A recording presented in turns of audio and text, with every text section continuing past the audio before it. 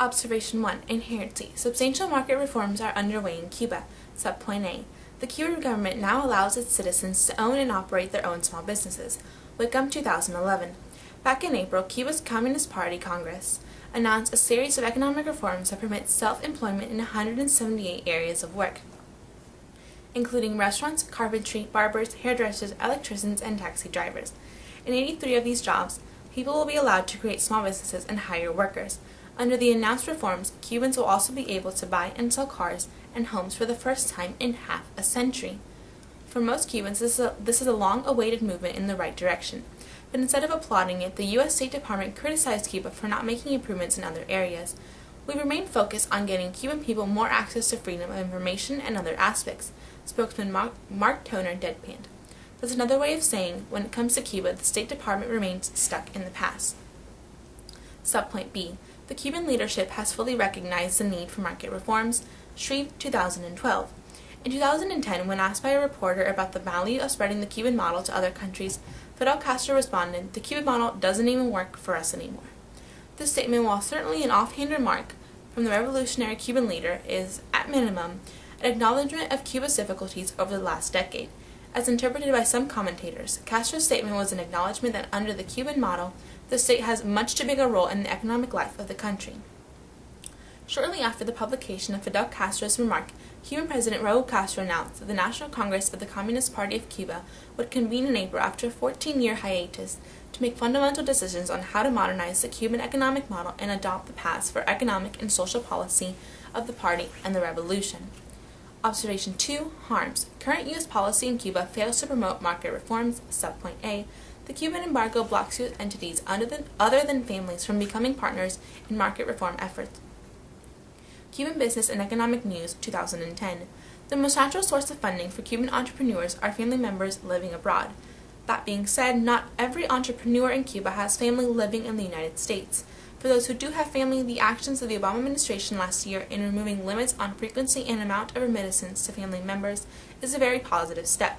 Still, U.S. embargo laws make it illegal to be a silent partner in a business, a co-owner of a taxi, a lender for a bed and breakfast. Subpoint B. Current anti-regime efforts funded by the U.S. Agency for International Development are counterproductive. Laverty, 2011.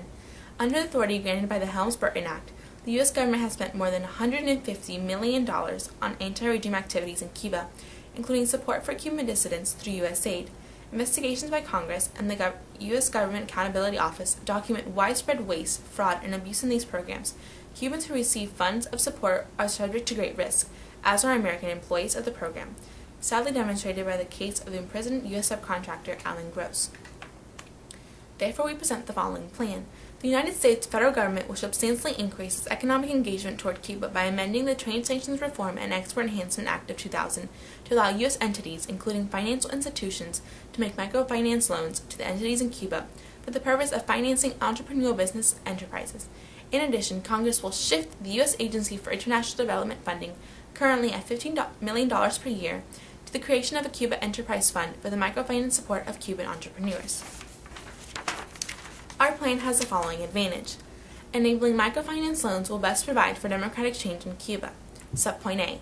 The success of market reforms in Cuba depends on the availability of external microfinance loans. Cuba Study Group, 2011. One obstacle for small businesses in Cuba is a lack of access to capital.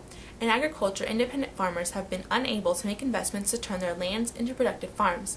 It is likely that small businesses in other sectors will also be unable to stockpile inventory, purchase necessary inputs, and invest in capital improvements. Point 51 of the legal documents recognizes the need to provide the necessary banking services, including credits to the private sector, but the state has not yet done so on an appreciable scale. Two of Cuba's top economists, Paul Vidal Alejandro and Omar Evernley from the Center of Economic Studies at the University of Havana, observed that bank credit is permitted, but the financial system has liquidity problems.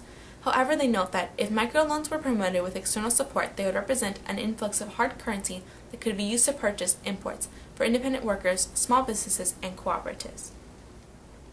Subpoint B. Interest groups are prepared to make microfinance loans in Cuba if permitted by the U.S. government. Hemlock, 2011. To help Cuba revamp, the Cuba Study Group said it intends to raise a $50 million fund to provide ordinary Cubans with capital to operate independent businesses. It said the fund would be purely nonprofit with all interest reinvested to provide loans to more Cuban entrepreneurs. Washington could be helped by loosening rules for Americans to send money to small businesses on the island, the summit report said. Subpoint C. The U.S. government should directly support market reforms. Cuba Study Group 2011. A Cuban enterprise fund, modeled after funds created by the U.S. Congress to assist in the development of private enterprise in Eastern Europe, is another long-term option. Its purpose, like that of previous funds, would be to assist with the development of private enterprise by providing equity investments, loans, technical assistance, and training in small and medium-sized businesses within Cuba. Subpoint D. The success of market reforms in Cuba will promote democratic change. Perez, 2010. However, Washington's policy for the last 50 years has focused almost exclusively on the political situation.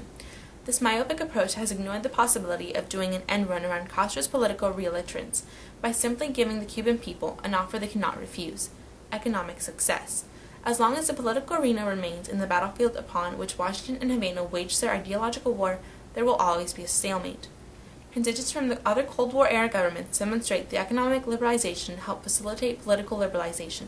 In Poland, the labor unions flourished before political parties were finally established after the fall of the Soviet Union.